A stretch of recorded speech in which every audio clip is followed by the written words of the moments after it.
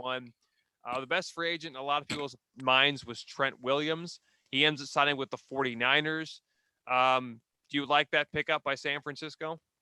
Yeah, I think they did need a little bit of help on the offensive line, and I think he's probably one of the best offensive linemen in free agency. So I thought it was a good pickup. I would agree with you there. I think he is the best, or he was the best offensive tackle, and I'm glad he's out of Washington, especially what's happening over there. That definitely gives them more protection for Jimmy Garoppolo. They don't have a lot of weapons except for George Kittle, and they have Debo Samuel and Brandon Ayuk, but I feel like that offensive tackle position is very necessary in the way the 49ers run their offense, and with them trying to pound the rock all the time and run the ball consistently, he'll be a great fit, and nice move by the Niners. Kenny Galladay recently just gets picked up by the Giants on a 4-year, $72 million contract. Or yeah, I was thinking it was 4 years, $72 million. Did you expect the Giants to end up landing Kenny Galladay? No, I really didn't think they would at all. I thought that really surprised me. Yeah, that really surprised me as well. I knew they were interested in Kenny Galladay, but I didn't think they would actually be able to pull the trigger. And I know Kenny Galladay really wanted a contract, and in my opinion, I think he's worth that much. But to turn down offers with teams, well, I mean, the Baltimore Ravens didn't offer him a contract, but he did turn out offers like Cincinnati and Chicago. And now, if you look at it, I think he is in a better situation with the Giants because the Bengals, they have Joe Burrow, yes, but that's about it. I mean, the Bears really have nothing. They have Allen Robinson. They don't know what they're going to do at the quarterback position. So, I mean, if you look at it, he probably made the better choice, but I felt like he could have signed with a better team, probably for less. But we'll see what ends up happening. Kenny Galladay is a very good receiver, so I think he'll have success of wherever he goes. Another free agent that ends up signing somewhere, AJ Green. You're a big Bengals fan, Michael. He ends up signing with the Cardinals. It looks like he's going to be the replacement for Larry Fitzgerald. How well do you think he does in his first year in the desert? Well, I think if he could play more than 2 games, he'll have a decent season. Do you think he'll have a good connection with Kyler Murray? I think it's going to take a while, but I think eventually they could. Yeah. Yeah, I'm going to say he does as well. If you really look at it, the Cardinals are clearly trying to give weapons for Kyler Murray. I mean, they already have DeAndre Hopkins. Now they had AJ Green. That running game kind of scares me a little bit, but with the way they run that offense, they don't necessarily need a receiver or don't necessarily need a running back.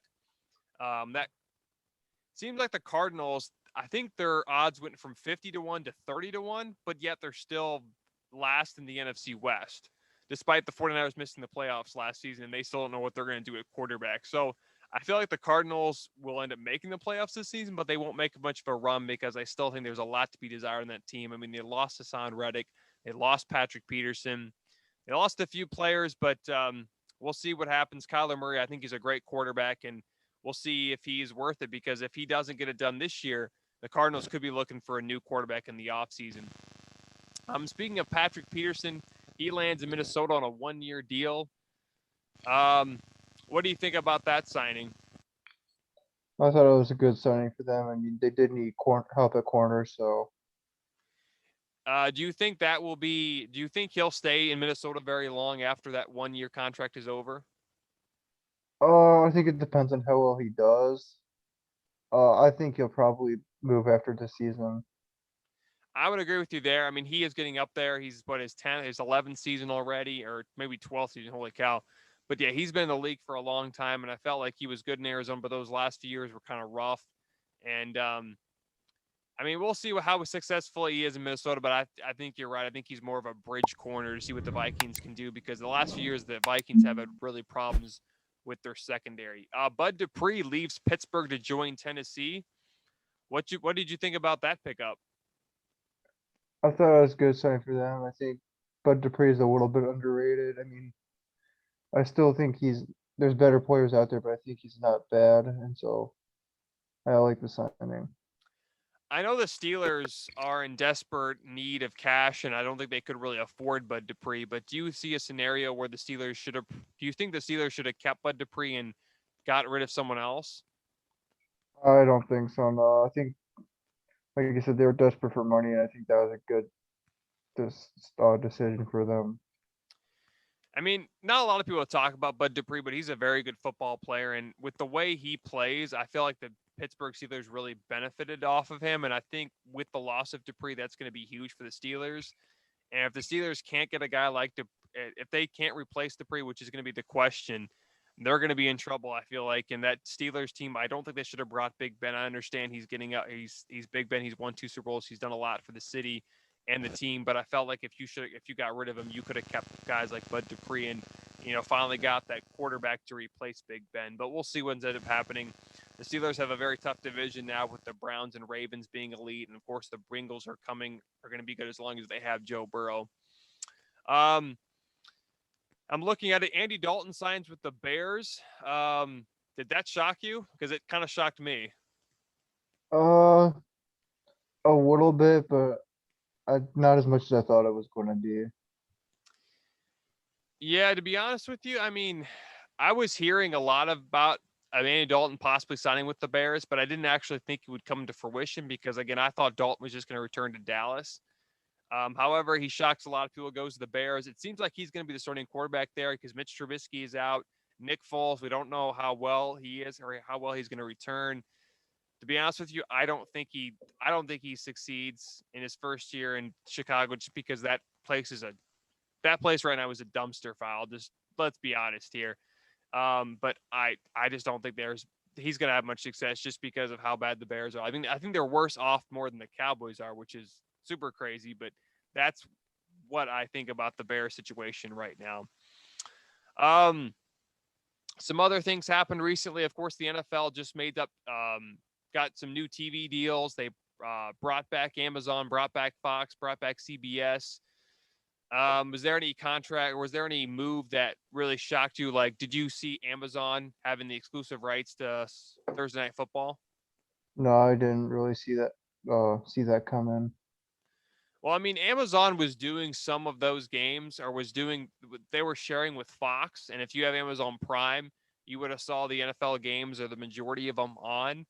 So I'm not super shocked, but I'm a little stunned that they get the full rights and Fox doesn't get anything there. So, and I think there's also going to be a doubleheader, more than one doubleheader on Monday Night Football. So that's going to be exciting. There's going to be a Saturday game before Christmas, which we've always had that, but I think there's going to now be 2.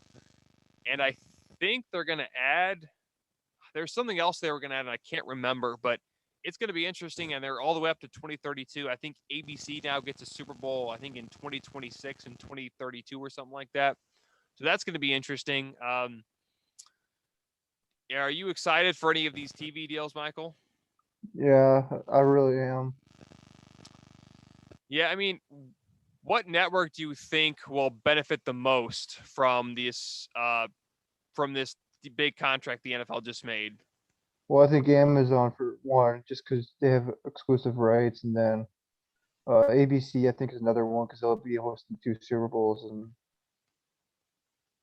Well, I mean, ABC is a part of ESPN, so yeah, I can see what you're saying there. I think Monday Night Football is still going to be on ESPN, and I believe NBC still gets Monday Night Football. So there's not going to be a lot of changes, but there's going to be some interesting ones. Like I said, Amazon getting full rights. There's going to be more than one doubleheader of Monday Night Football. That's going to be exciting. I'm ready for that. Before I let you go, Michael, I know it's been a long day. Right now, what do you see right now do you think there's going to be any big moves before the draft starts? I could see a couple teams trading up and stuff, trying to get a quarterback, but I mean nothing off the top. I'm sure it's going to happen. I just don't know who it's going to be. You're right. I didn't think about the quarterback situation. I mean, there's a lot of quarterbacks still available. Does Teddy Bridgewater get traded out of Carolina? Does Derek Carr get traded out of Vegas? There's a lot of options right now that teams can go with, and I'm excited for it, and I'm ready for it to happen. So, all right, thanks for joining us, Michael, and have a wonderful night. Thanks for having me, man. Yep. Thanks for listening to the Sports Town Podcast, or the STP Pod for short. If you want to check out more videos of the Sports Town Podcast, click on the left. If you want to subscribe to the channel, click on the right.